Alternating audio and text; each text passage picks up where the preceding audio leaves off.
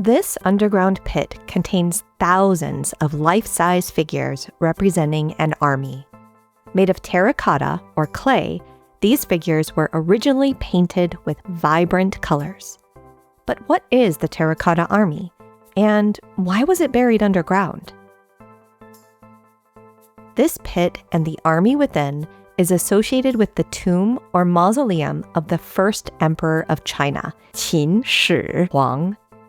Qin Shi Huang established the Qin dynasty and ruled over China from 221 BCE to 210 BCE after unifying the independent kingdoms of the previous period, the Eastern Zhou. Qin Shi Huang was buried underground in a massive tomb complex beneath a pyramidal-shaped mound that was surrounded by 2 pounded earth walls.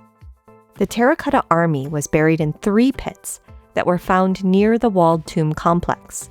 The pits contain over 8,000 warriors and horses, as well as around 100 wooden chariots aligned in battle formation.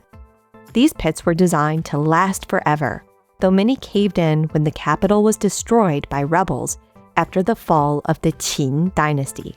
One pit contained the main army in battle formation, while another contained the military guard, including various cavalry and infantry units, as well as war chariots drawn by 4 horses.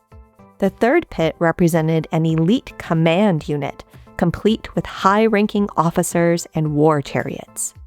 Nobody ever saw the army in its entirety because it was buried underground.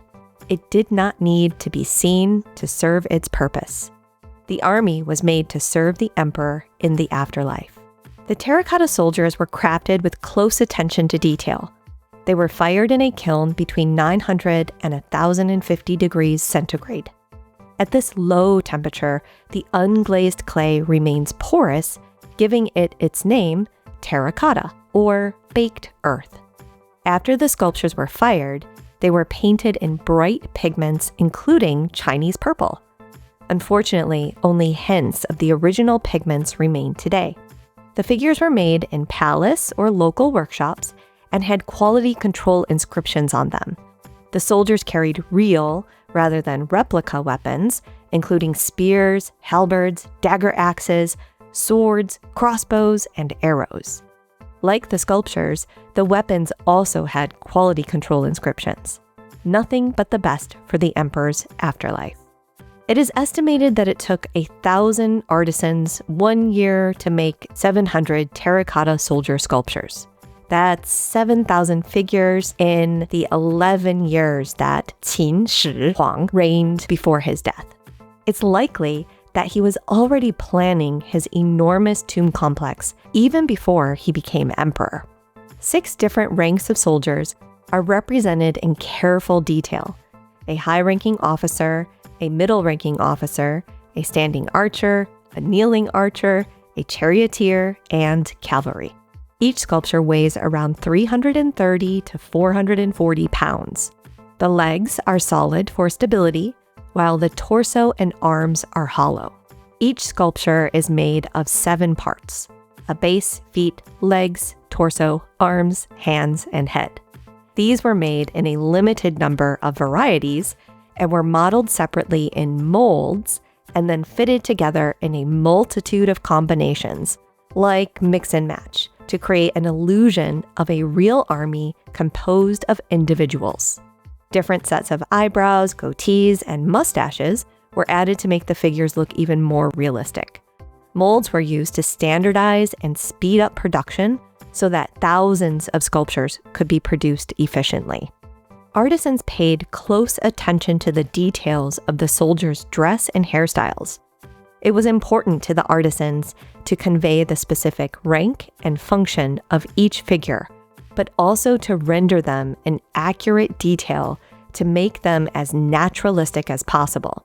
Every individual plaque of armor, belt and belt hook, boot, tread on the soles of the shoes if visible, and strand of hair is meticulously rendered. Why did Qin Shi Huang, the first emperor, devote so many resources, including time and labor to the construction of his massive tomb complex and to the creation of over 8,000 terracotta soldiers and more. The ancient Chinese believed that the spirits of the dead lived on and needed to be buried in tombs and supplied provisions for a happy afterlife. An underground tomb filled with furnishings, food, and cherished objects provided for a comfortable afterlife. The practice of burying sculpted figurines of people with the dead was not a new one. During the earlier Eastern Zhou period, tombs in some kingdoms were furnished with miniature figurines of servants to serve the spirit of the deceased tomb occupant in the afterlife. Called mingqi, or spirit objects, they were substitutes for real people and could function as a real person in the spirit world of the afterlife. The practice of burying figurines continued during the Qin dynasty, but the extraordinary life-size scale and naturalism of the human sculptures discovered near the tomb of the first emperor is unprecedented. We can't be sure where Qin Shi Huangdi got the idea for life-size figures, but it is clear he wanted to create a replica of his army to serve and protect him in the afterlife.